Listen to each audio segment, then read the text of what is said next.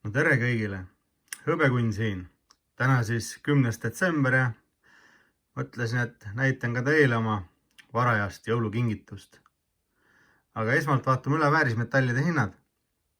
Ja tänase seisuga praegu lõunane aeg ja hetkel siis kuld ühe untsi kohta 3600 eurot ja hõbeda ühe untsi hinnaks on siis hetkeseisuga 52 eurot ja 30 senti. Hõbe on sellel aastal teinud uskumatu tõusu ja hõbe on siis ühe aasta seisult tõusnud 100%. Et hõbe on siis 100%-lise tõusu teinud sellel aastal. Mis veel? Nimelt siis Taimaa ja Kambodža läksid sõtta siis omavahel. Et ei aidanud need USA need rahulepped ja asjad, et mitu korda lepitati aga ei, nüüd läksid raketid lendu ja piiri ääres majad põlevad seal.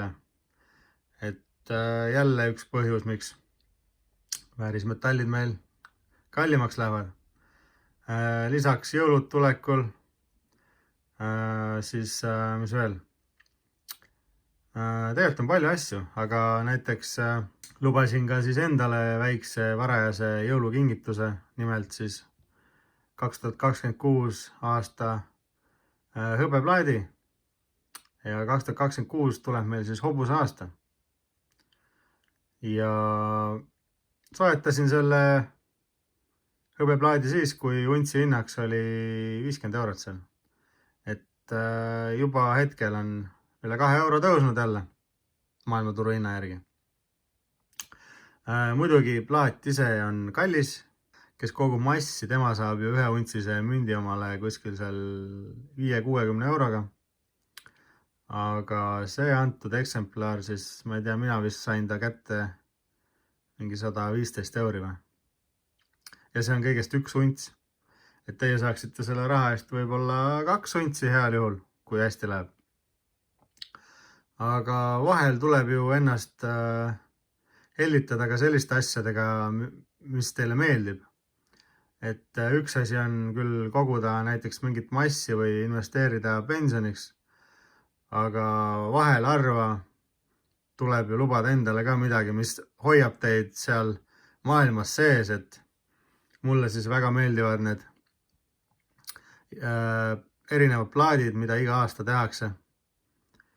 Ja kahjuks mul kullast plaate ei ole, küll aga olen üritanud koguda iga aasta hõbeplaate. Kui ei eksi, siis alates 2021 hakkasin mina koguma neid. Aga siiamaani olen iga aasta ostnud, kui on uus välja tulnud. Ja täna vaatame üle, milline siis see hõbeplaat välja näeb. See on siis põhimõtteliselt siin pakendi sees, et 1000 miili hobune. Et kuskilt Hiinast hobune, kes jõudis ühe päevaga läbida 1000 miili. Ja siin on ka tegelikult kirjas täpsem info. Inglis keeles küll, aga siiski, kui kedagi huvitab, siis saate lugeda. Aga vaatame siis. Võtame selle siit välja. Ühe käega küll mul on raske seda teha, aga ma panen telefoni korraks käest, võtan ta välja. Teie jaoks on see 1 sekund ja tagasi me olemegi. No nii, selline siis näeb välja 2026 aasta hobuse aasta hõbeplaat Pampi poolt. Päris vinge tegelikult.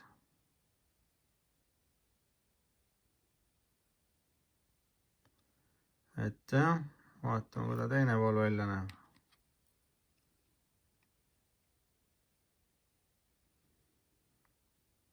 Ka päris äge. Tähed ja sära ja kuu ja kõik värgid. 1 unts siis 31,1 grammi ja minu number on 1454. Et seal on 2 nulli veel ees. Huvitav, kui palju neid kokku tehti. Ma ei uurinudki seda kahjuks. Aga äge oleks teada.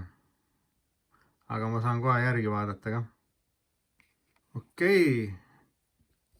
Inimene õpib kogu elu ja tegin ka ise väikse siis sellise uurimistöö ja seda plaati siis tehakse, kirjas oli unlimited ehk siis nii palju kui tahetakse, võidakse seda teha, et mingit sellist haruldust siia vist ei tekigi. Või siis kui ostjad ei ole, siis eks juurde ei tehta ja lõpetatakse, järgmine aasta tuleb mingi uus ja et huvitav ei tea, palju nad aasta jooksul neid teevad. Sest selle hind praegu on ikka päris krõbe. 120 eurot seal ühe untsi eest välja käia, mida võidakse toota miljonites või triljonites, okei, nii palju päris ei ole, aga siiski, et oleks, et näiteks oleks tehtud ainult üle maailma mingi 10 000 või noh, siis oleks nagu selline.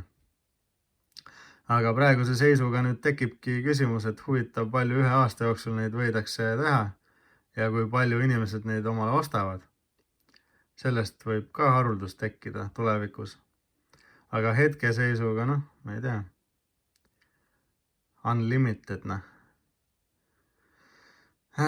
Samas Austraalia teeb hobusaasta münte ja nemad vist panid müntide selleks limiidiks 300 000. Aga pump siis, jah, pumpil oli kirjas unlimited. Nüüd natuke tunnen, nagu oleks kämmi saanud, et sellise hinnaga ostsin ja siis neid võidakse toota miljonites, on ju. Kuigi noh, vast seda ei juhtu ja ega tavaliselt iga inimene ei lähe omale ühte untsi hõbedat 120 euroga hetkeseisuga ostma, kui turuhind on palju madalam. Aga mis tehtud, see tehtud. Ja kuna ma neid plaate on siiamaani kogunud, siis arvatavasti kogun ka edasi. Aga tulevikus nad ikkagi võiksid ära muuta selle, kas või siis aastapõhiseks või ma ei tea, andagi mingi täpne selline mintage välja, et kui palju nad toodavad neid. Et see oleks kollektsionääridele minu arvates palju selline mõistlikum teema.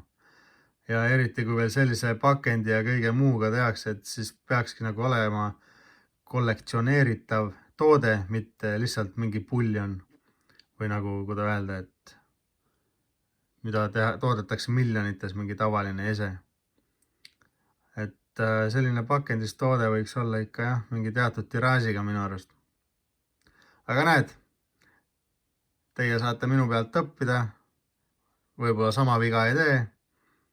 Aga kellele õudselt meeldib, siis võtke kõiki neid asju arvesse, kui ostma tõttate, et kuna see on ikkagi unlimited või tähendab, et seda jah, et võidakse toota, kes teab kui palju, et võib-olla tasub siin teil aastake või midagi oodata ja poole hinnaga see omale napsata.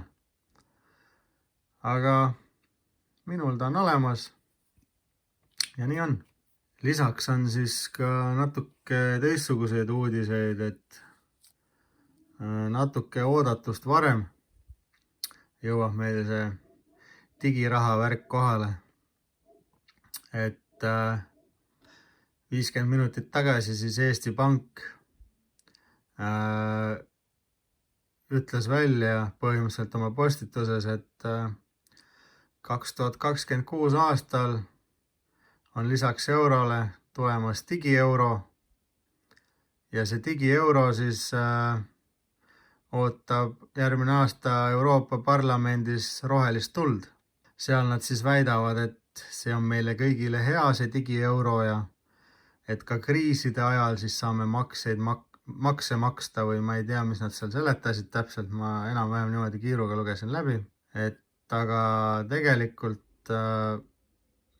arusaadav on ju digiraha, kõik kasutavad tänapäeval hea lihtne, viipad oma kaarti ka muudkui ja aga tegelikult iga inimese üle võetakse selline kontroll ja seda on püütud võtta alati, aastatuhandeid tegelikult, aga inimesed pole kunagi sellega nõus olnud ja ka hetkeseisuga ütleks, et ainult lollid peaksid olema nõus sellega, et no tegelikult ütleme ausalt, et digiraha vastu me võib-olla ei saa, onju. See tuleb nii või naa, ma arvan, nende kõige rohepöörete ja elektristamise ja kõige muuga, mis meil siia maailma tuuakse praegu, onju. Aga mingi raha peab inimestele alati kätte jääma, et nad üritavad küll kõik ära võtta, et riik saaks täielikult inimesi kontrollida tulevikus. Kas anda kõigile siis sama palju palka või kui sa oled mingi töötu või midagi või võlgades või võtta sinult nii palju kui tahes või mida iganes teha. Kõik on digitaalne, sinu kõik kaardid saab lukku panna nagu nipsuga, noh praegu saab ka muidugi, aga nagu siis nad kontrollivad veel rohkem kõiki sinu asju. Et ma arvan, et maailmas ikkagi sularaha peab mingil meetodid olema. Olgu siis see paberraha, mis pole sittagi väärt, mida prinditakse kogu aeg juurde, või siis olgu see kuningate ja lihtrahva raha, kuld ja hõbe. Aga midagi peab meil olema.